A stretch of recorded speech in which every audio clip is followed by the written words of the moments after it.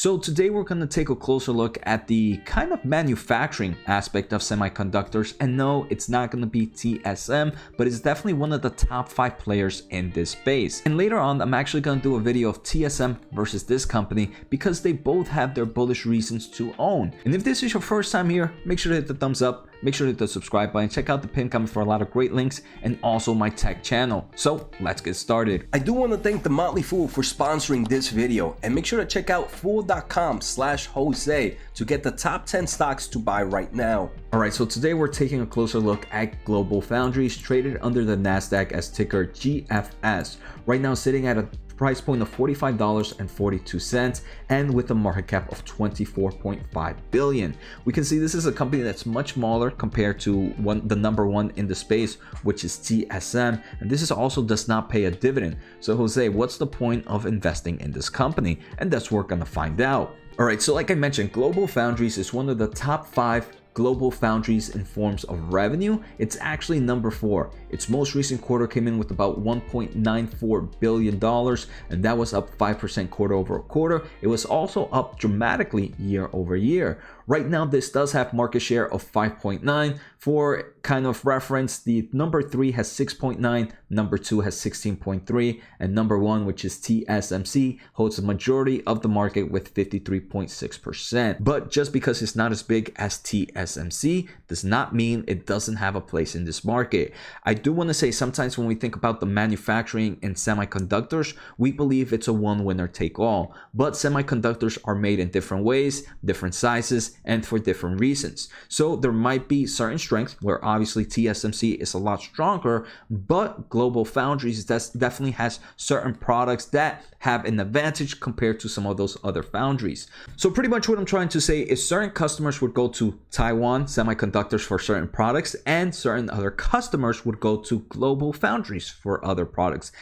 Just because they focus on the manufacturing doesn't mean they are true competitors. And one of those reasons is GlobalFoundries a few years ago mentioned that they are no longer focusing in advanced kind of technology nodes, which is those smaller chips where TSM is very, very popular for. For example, this article by Tech Power Up mentions that GlobalFoundries is one of the major wafer foundries in the United States. GlobalFoundries has helped produce made in America chips for national security and aerospace related applications for many years. And we're going to take a closer look at some recent press release. This is something that has kind of continued to be a push for this company. If we take a closer look at their locations, we can see the manufacturing centers and trusted foundries are located here in the United States, some in the East Coast. But they also obviously have manufacturing centers in countries like Singapore and in Europe as well. And I do believe this is very important because a lot of countries are trying to diversify their exposure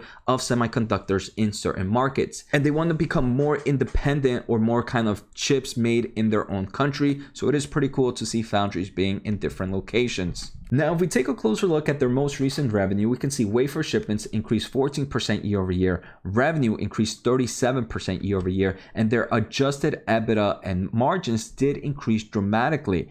We can see their margins on adjusted EBITDA was about 36% this most recent quarter, where at the same time last year was about 20.7%.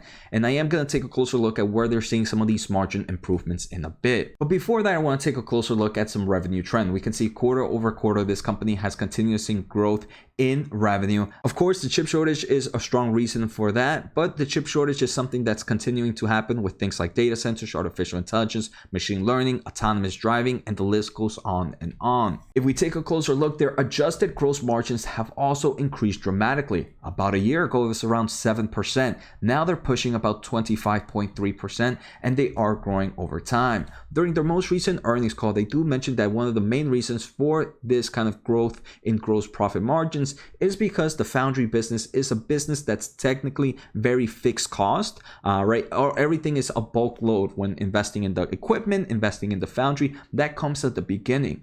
But during a shortage like we're seeing today, you kind of see the increase of average sell prices go up. You also see demand going up. You also see longer pricing contracts happening in the business. And all those are increasing over time, while at the same time, the cost to kind of produce all these items stay at a nearly fixed fixed rate or very marginally increase. So this is one of the main reasons why gross margins continue to go up. Management does believe that it's going to stay within this kind of mid 20s to low 20s in the long term of things.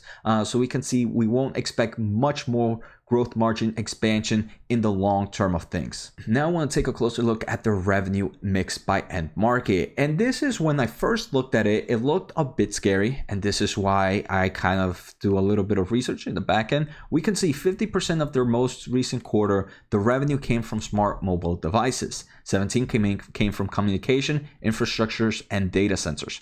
And wait till I mention who are some of the data centers they're partnering up. Let me just say it's one of my favorite companies at the moment. Another 17 comes from home and industrial Internet of Things. Robotics is definitely an important market that I believe is continuing to grow. 4% comes from automotive. 2% comes from personal computing, 10% comes from non-wafer and some form of other businesses. This could be kind of their design revenue, which they do kind of help other companies design chips as well. So the first thing I want to say, I'm happy that they're only 2% in personal computing. Personal computing is a very consumer-based product, and during the times that we're in right now with the macroeconomics, we know consumer spending is kind of in the decreasing mode. So I'm glad that they have low exposure here. But then you might be like, Jose, they have 50% in smart mobile devices.